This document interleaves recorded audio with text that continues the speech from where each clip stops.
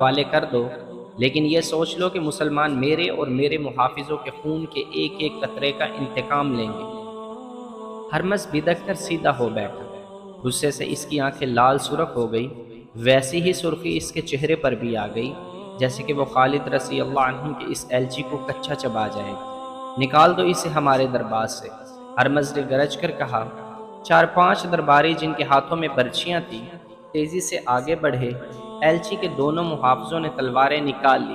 پہلے دونوں ایلچی کے پیچھے کھڑے تھے، اب وہ ایلچی کے پہلوؤں میں اس طرح کھڑے ہو گئے کہ ان کے پیٹھیں ایلچی کی طرف تھی۔ ہرمز، ایلچی نے باروب آواز میں کہا، جنگجو میدان جنگ میں لڑا کرتے ہیں، اپنی طاقت کا گھمنڈ اپنے دربار میں نہ دکھا۔ مجھے اپنے سالار کے پیغام کا جواب مل گیا ہے، تجھے ہماری کوئی شرط قبول نہیں، کیا یہی تیرا جواب ہے؟ نکل جاؤ اس دربار سے۔ ہرمز نے